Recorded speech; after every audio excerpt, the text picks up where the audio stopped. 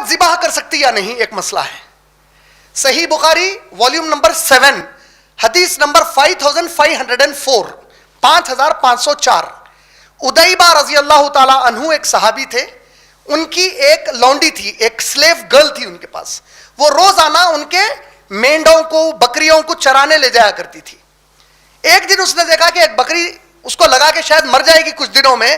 اس نے ایک تیز پتھر لیا اور اس کو ذبح کر دیا اور اطلاع کی کہ میں نے اس کو ذبح کر دیا ہے.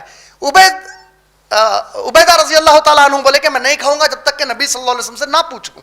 صحیح بخاری والیوم 7 حدیث نمبر 5504.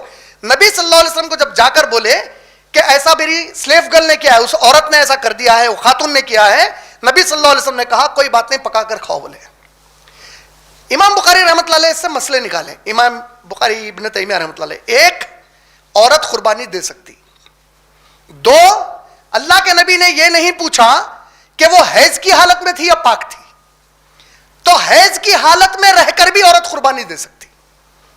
ابن تیمیہ نے اس پر جملہ بولا اس کی حیض کی حالت سے اس کے ہاتھ کی پاکی اور ناپاکی کا کوئی تعلق نہیں ہے. بولے تو حیض کی حالت میں بھی اس کی قربانی جائز ہو گئی.